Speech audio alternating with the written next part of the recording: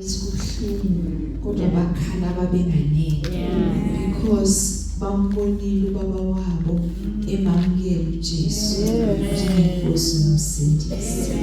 You know, lento le iyenze ukuthi uNkulunkulu abekele intshumayelo enhlizweni yami yothando lwakhe ukuthi uNkulunkulu loves us. You know, abantu abaningi abamfuni uNkulunkulu njengoba esho uExcellency ende ukuthi umuntu uthi angifuni uJesu, ngifuna ungangitsheli ngoJesu ngoba aba-understand umusa nothando lwakhe. Yonke into embi eyenzakalayo sisuke sicabange ukuthi uNkulunkulu akalimazi umuntu. uNkulunkulu ngeke avume into ezimbi zenzakale empilweni zethu, angeke, ngoba wasidala ngomfanekiso wakhe, wasenza ukuthi sibe ihlobo kanye naye. uNkulunkulu umusa. You know, thina sithi ngoba asazi sithini, sithi emntwini hayi uthande uNkulunkulu kodwa asazi lento esikhulumayo. Ngoba uNkulunkulu akathandi into ezimbi. Uyasho Jesu makasitshela encwadini kaJohane chapter 10 verse 10 uthi isela lizile ukuzotshontsha, libulale, libhidlise. So masibeke indawo ezimbi kulesela. Ngoba uJesu yena besathi mina ngizile ukuthi ngizonipha impilo engunaphakade. uNkulunkulu njalo namhlanje ngifuna ukuthi ngikuncenge mangabe inhliziyo yakho bese siyiholi uNkulunkulu, uthanda ukukuncenga nje baba mama mntana sekhaya, ikhaya likuJesu, yena osithandile, yena osipha impilo engunaphakade, impilo enhle, impilo echichimayo. You know, izwi engiphethe ngithanda ukufundele lona ngesizulu u2 Corinthians chapter 5 from verse 16. 2 Corinthians abasekorinte isihlanu verse 16. 2 Corinthians chapter 5 verse 16. Kanjalo thina asisayikwazi umuntu ngokwenyama, nokuba besimazi uKristu ngokwenyama, nokho manje asisamazi. iBhayibheli lisho njalo.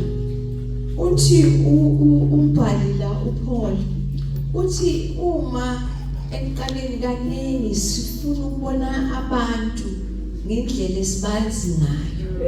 Uyabona, siyamazi kwakuthukwane mhlambe benza ukuthi nokuthi siyazi kanjalo, kodwa uthi la uPaul uma sikuKristu asisaziwa ngendlela nemikhuba yethu yakudala.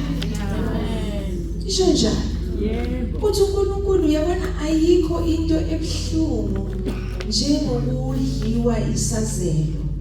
Ayikho into ebuhlungu njengokudla isazelo sakho. Ayikho into ebuhlungu njengowena bese uyazikhondela.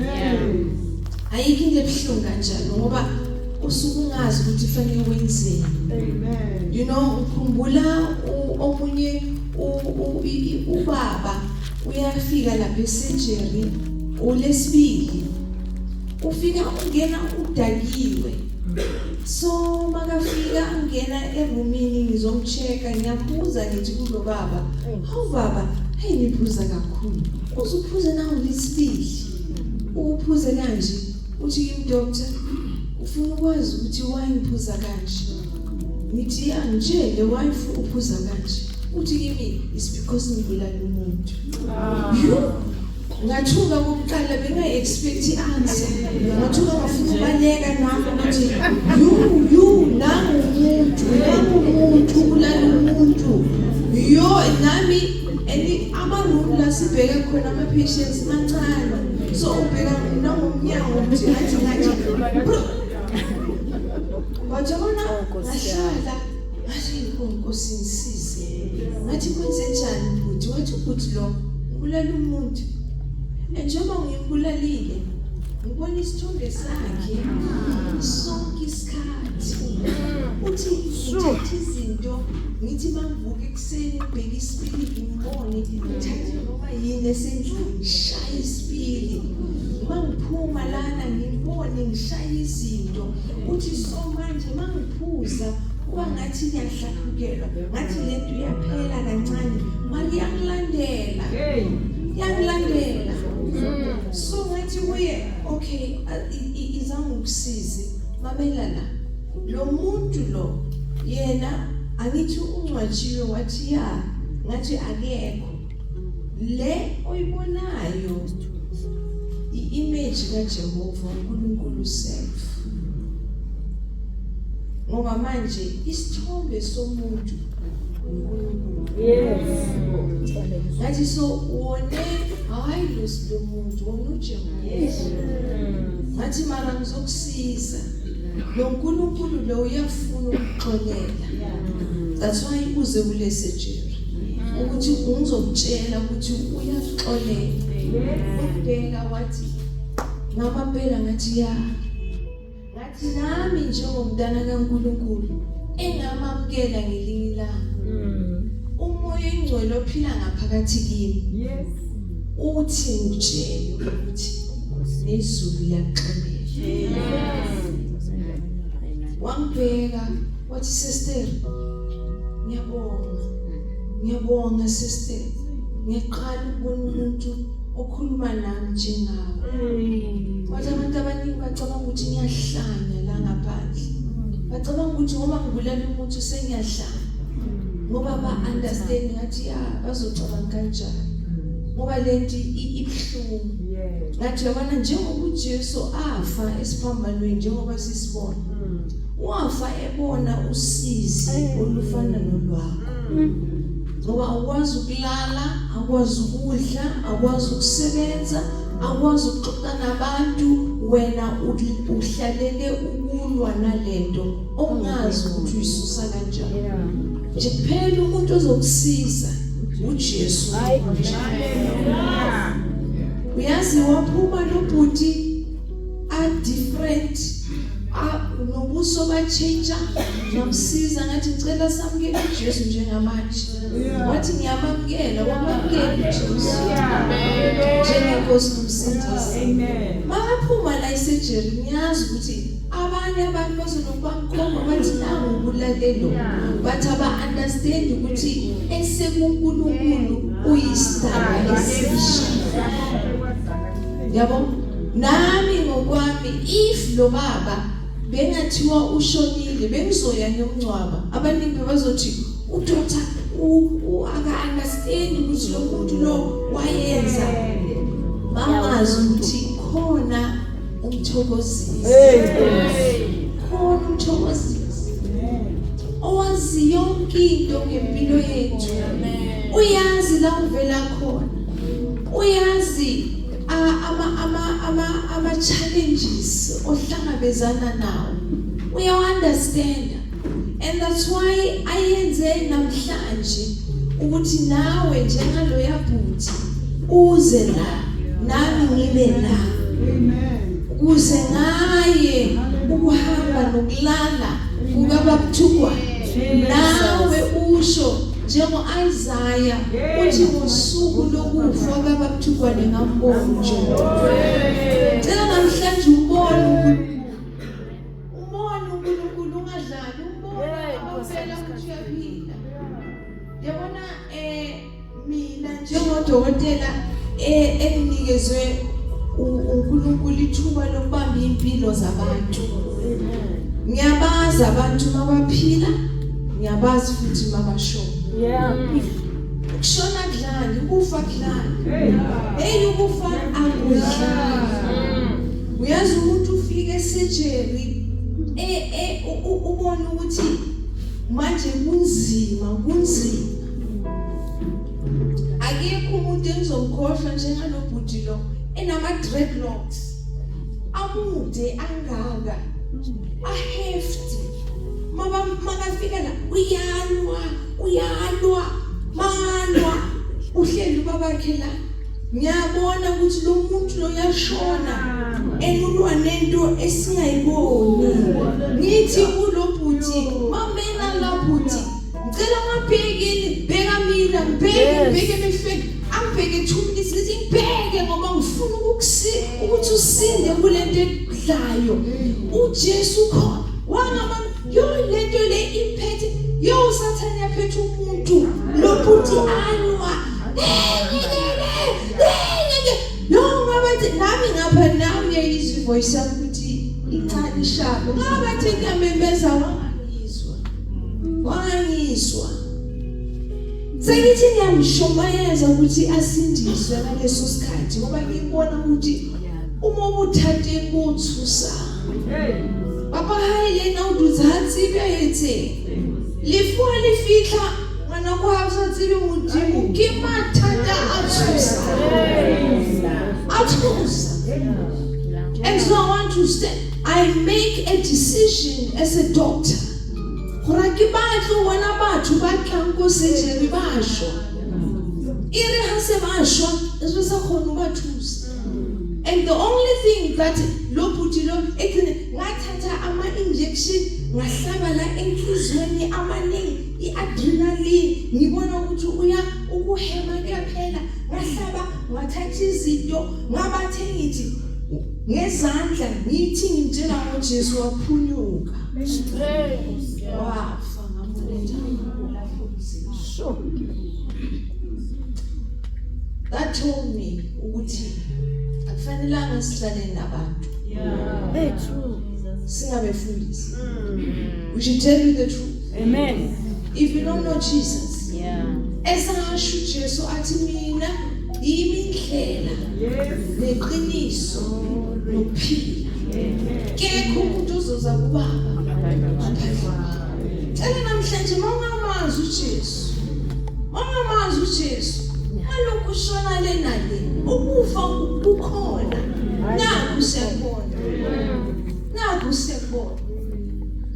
and I'm here not because of anything. We could have said like abanyabanda asimaze bathinti uthando luka Jesu senhlizweni lethu njenge true vine nabo abantu ba true vine sigcwele la size ukuzosupport umama wethu uexcellency uThukwana ngoba simthanda uJesu akabali ibalala muntu no I can't say no akangeni la asikhathe sambona angezi la bathi nasenkonzweni lethu ngabe singcwabele khona ukuthi kukude lesofula yonke into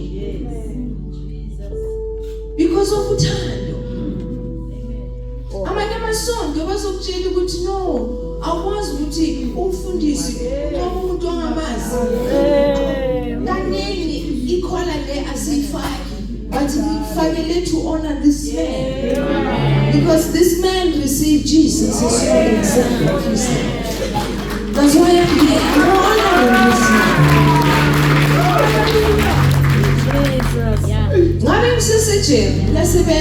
I'm still working. I should be this but I decided not this man I'll be there to bury him. Hallelujah. It's an honor which we can only say to him in his absence. Sebo, utumamgelile uJesu njengomsindisi.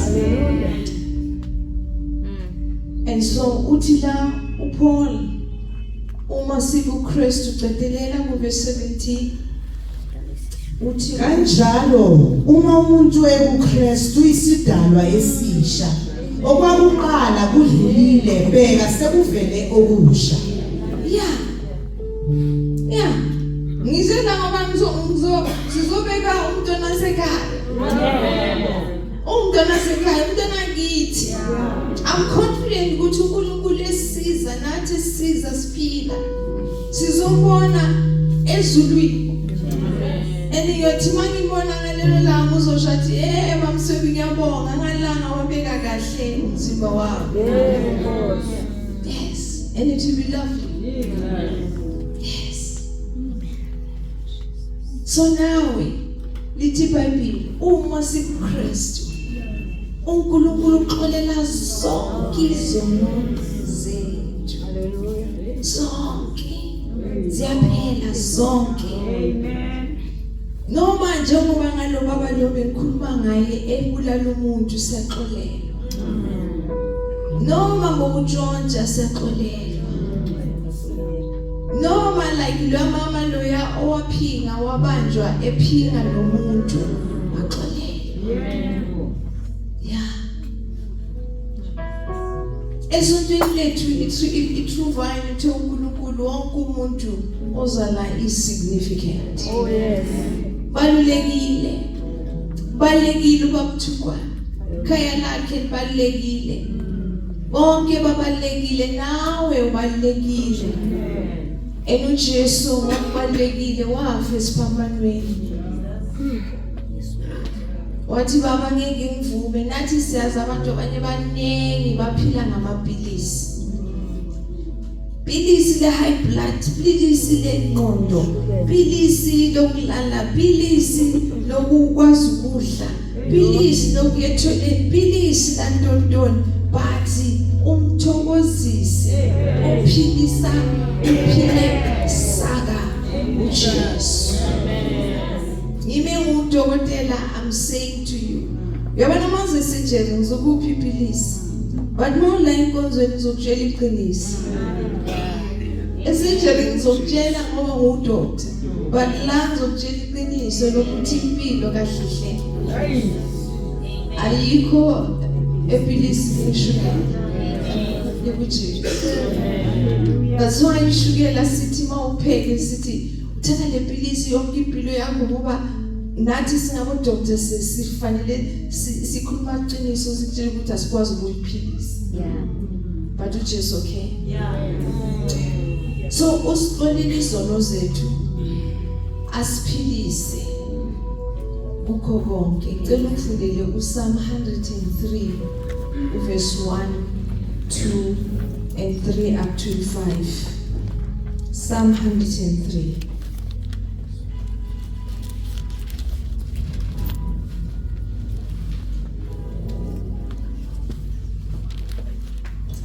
Amahubo 103 verse 1. Mbonge uJehova mphefumulo wami. Konke okuphakathi kwami makubonge igama lakhe elingcwele. Verse 2. Mbonge uJehova mphefumulo wami. Ungakhohlwa imisebenzi yonke yakhe yomusa. Verse 3. Yena othethelela zonke izono zakho, owelapha zonke izifo zakho. Verse 4. Okhulula ukuphila kwakho ekubhujisweni, okukhelisa ngomusa nangobubele. Verse 5. Osuthisa ukulangazela kwakho ngokuhle, ubusha bakho bubuyiswe njengokhozi. Yes. Shojalo uNkulunkulu uDavid udomphefumulo wami. Ungasahlupheki. Ngoba uNkulunkulu usekaxolele zonke izono zakho. Mphefumulo wami thokoza ngoba ukufa konke bekuphethe uphilile uphelile. Yeah. Ukukhiphile from all your distractions. Bese akuphe nokujabula agcwalise emphefumulweni. And then ayenze nobusha bakho ube njengokho. That is the God I am proclaiming to you today. Amen. The God who renews our strength. Oh yes, Lord. The God who forgives our sins. The God who removes every evil thing. Ukhula nakho konke, ukhathazeka, ukuba neqala. Yabona njengoba ehambile ubabuthukwane, uNkulunkulu uthi yena uzoba uNkulunkulu wekhaya lakhe. Yes. Uzoba umyeni wakhe ubabuthukwane. God is going to take care of them because He loves them. Yes. This is the God who I am proclaiming this morning. Don't ignore God's salvation. This is the key ekutheni sibe nempilo enhle, impilo echichimayo. Ungabheki isiphambano ucabanga ukuthi sizokuhlaza. Suhlazo ukuthi sona sikhiphe wena nami emahlazweni. Amen. Oya sibe nesibindi sokuma. Hayi ngoba singcono, but it's because sibonile uJesu. Ehamba nathi. Esihola empilweni. Esiqobela entweni asidlulise kuzo. Kanjalo sizomemezela. Sitshele nabanye. Uyabona kufana nokuthi imoto iyahamba. Mayihamba then basuse i-sign ye-cul-de-sac. Mabayisusa le sign esoku laba driver. Then uyazi ukuthi ngale ayikho indlela. Mawadlula la unewa. But somebody ususile i-sign. So mawuhamba, uhamba ungazi ukuthi mayiphela indlela unewa uyogibela ungene emgodini. So manje thina sifana njengomuntu othi hey ungayi lapho ungayi yena sime kanjani sizothi ungayi lapho uyawiwa usathana usukile isign ususile le ethi kuyawena you're going to die indlela ohamba ngayo you're going to die and dying forever. So uthi mangaqhuba uPaul asiye lapha yana qhubeka usibele ku 2 Corinthians cela ukuthi siqede bese siyakhuleka sohamba isho ifunda lapho ku siqede ku 17 qhubeka uye ku 18 chapter 5 ile siqale kuye 2 Corinthians chapter 5 sifunde u16 no 17 ase ku 18. Kepha konke kuvela kuNkulunkulu owenza ukuba sibuyisane naye ngoKristu owasinika inkonzo yokubuyisana. Usiphe inkonzo yokubuyisana. Amen. He has given us a ministry of reconciliation to tell you ukuthi dana sekhaya xhumana noNkulunkulu. uNkulunkulu akasananqa nawe.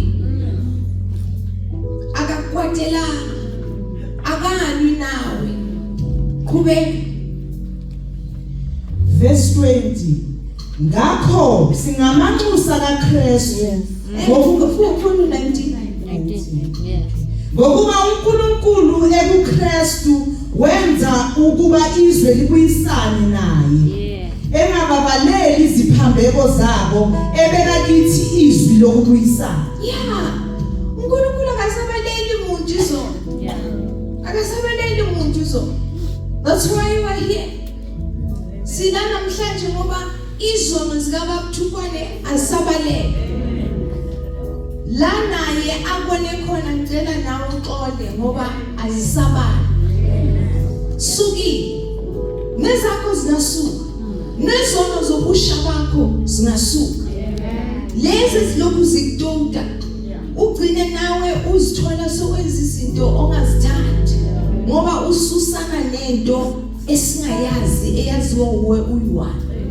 Uthi uNkulunkulu angisananqa, I've removed all sins from the people. And mangisusa zonke izono manje ngifuna abantu babuyelane nami. Qhubeka. Ngakho singamanxusa kaKristu ngokungathi uNkulunkulu unxusa ngathi. Siyanincenga esikhundleni sikaKristu sithi buyisanani noNkulunkulu. Siyanicela esikhundleni sikaKristu sithi buyisanani. Just go back to your Creator. Buyela kumdali wakho. Buyela kumdali wakho. Uyakuthanda. Wakufela isiphambanweni. Elokugcina lithini ku verse 21. Ongasazanga isono wamenza isono ngenxa yethu ukuze kuyena senziwe sibe ngokulunga kukaNkulunkulu. Okuthukwana nam siukulunga kukaNkulunkulu. Hallelujah. Ngoba uNkulunkulu wathatha izono zakhe nezakho wazipha uKristu. That's why Kristu washawa. Ebepanishelwa izono zethu. Washaya izono. But ile iswebhu lesibebamshaya ngaso besine insimbi ezisona. Masimshaya sethatha inyama. Le nyama mayithathwa bekathatha ukugula kwakho. Isibhayibheli lithi ngemivimbo yakhe siphilisiwe. That's the Jesus I'm offering to you. Amen. Don't turn your heart away. Amen. Don't harden it. Don't look at other people. It's about your life and your life alone. So, ngomusa nangothando likaJehova, ngithanda ukuthi mangabe khona uyamthatha uJesu njengenkosi nomsindisi. Ngicela nje usukume ukhulumile uexcellence yende. Ngiyabonga leyo ukhulume ngakhona, ukhulume wakhuthaza ukuthi nabantu abadala uNkulunkulu uyabathanda ene ukuthi ba excellent and he wants to make them excellent and bahambe ngenyawo baphilile. Yeah, so ngiyabonga excellence yende. I want to say nakuwe noma umuntu omdala ubaba uhamba inkonzo yakho asithi wozojoyina le nkonzo asijoyinise umuntu sifuna wena uthatha uJesu njengenkosi nomsindisi. Emva kwalokho bese uyaphila ufunda iBhayibheli uthandaze. Mawufuna ukuhlanganyela hamba esontweni nala ungeza amasonto lawa athi uJesu inkosi uye nawe khona la. Phela bese uphile uNkulunkulu. Umthembe phile ngaye. Yonke into ehambisana nempilo utshele yena. Yena uzoba nawe, yena uzokusiza. So mangabe ukhona la ufuna ukuthatha uJesu njengenkosi nomsindisi, cela ulungise inhliziyo yakho. Ngoba ngifuna ukuthi amazwi okugcina engifuna ukuthi ngikhulume noma mthukwane ngawo alaphaya encwadini yaka uPsalms 68. uNkulunkulu ukhuluma uthando lwakhe kuwe mamthukwane, wazi ukuthi you are not alone but you have a God who loves you together with your children. Ukuthi ngeke anilahle, ngeke anikhohle but uzoba nani kuze kube segcineni. So I want to read the psalm for you. Umfundele Psalm 68, umfundele uverse 5. Amahubo 68 verse 5. Uyise wezintandane, umahluleli wabafelokazi, uNkulunkulu endlini yakhe engcwele. 6. uNkulunkulu ohlalisa imihlalaqha ezindlini, akhiphele iziboshwa ekubuseni. Ngabahlukileyo bodwa abakhe ezweni elomileyo. Yeah, ngifunda ngeEnglish. He is a father to the fatherless. uNkulunkulu, he is a father to the fatherless. Uthi he is a defender. I like it in English. He's a defender of widows. God defends widows. Ayikho into engihlonipha njengomuntu ohambele umyeni wakhe. God says I defend that woman. Allow God to fight your fights. Allow him to be with you. Yes, Lord. You know, ku Exodus anyike sifunde 14:14 uthi ungalinge ulimaze umuntu womfelokazi. Yebo. Ngoba wamlimaza ngizokwenza ufe ngenkemba. Yeah. Abantwana bakho bazoba intandane That's good. bese yena amkhosikazi wakho abe umfelokazi. uNkulunkulu defends wonke la umuntu oshonele. Ngicela wazi ukuthi as a widow God defends you. Oh, he defends you. And now if ufuna isibusiso busisa abantu abahanjelwa abayeni. Yebo. Uma busise uyisibusiso kubo uthi defend the widows and then ubaphe nokudla mabaswele nabantwana babo ubanakekele. God is going to show himself up for you. Yeah, that's why even when I was but I took time ukuthi yohlala nomama uThukwane. I took time and I bless him. I bless him. Ngamupha nemali ngathi naye angifuni announce ukuthi wena oshonele wazi ukuthi uNkulunkulu will cause people to come and give to you. Hallelujah. God will take care of you. God will take care of these children. God is a God who loves you. And is a God othi ngizonibusisa ubaba wenu angekho. He'll bless you. So no ukuthi isikhathi sethu siyahamba manje esiniqinisa maMthukwane ukuthi uNkulunkulu unawe but nathi sinawe. Amen. Nebandla linawe. Na libandla lihleli la lizosho ukuthi you are ours and we love you. Yeah, nabantwana bakho we love you. And njengoba ebesho excellence ukuthi banenge abomakhelwane abamaziyo uNkulunkulu ngenxa yakho. Nabo sizobanakekela ngoba sisimisele ukuthi nabo sibalande ngetransport baze enkonzweni. Yeah, we don't want abantu balahleke ibandla likhona. But akhona amabandla amanengi la. Go to the near one. Amen. Now, bangiqeda loyo ufuna ukuthatha uJesu njengenkosi nomsindisi. Ngicela usukume. Uphakamisa ngathi usukume phakamisa isandla.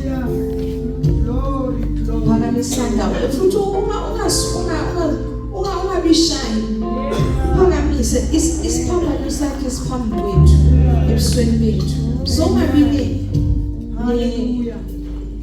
ukuthi into eqindezelayo ukuthi basile usathana nje yena ukutshela kahle khona abanye abantu uzobona ngathi ubamba nesitulo ukuthi ngasukume ayina usukume bathi ngaphakathi umoya wakho lo ofuna uNkulunkulu olangazele injongo futhi isho manje sukuma ngoba sikuyisikhathi sakho. So sukuma ngikhuleke nawe bese siyahamba. Hallelujah. Amen. Ukhona ngiyazi ukuthi ukhona. Angeke ngithuleke ukuthi tusongela usho tusongela sindisiwe tusongela. I don't believe it. Angeke ngikholea kodwa sonke sebesindisiwe ezulwini. But la emhlabeni sisasekhona simdinga. Cela siqinise. Asishoni lokukhuleka emva kwami. Nkosi uJesu. Ngiyabonga ukuthi namhlanje ngizwile iqiniso lokuthi uyangithanda, ungifele, izono zami. Mina mangukholwa ngiba isidalwa esisha. Noma ngisaba ukuma, but ngiyathanda ukusho ukuthi Nkosi uJesu ngene enhlizweni yami. Ngomlomo wami ngiyavuma ukuthi inkosi, ngenhliziyo yami ngiyakholwa ukuthi wafa wavuka, kanjalo ngiyasindiswa.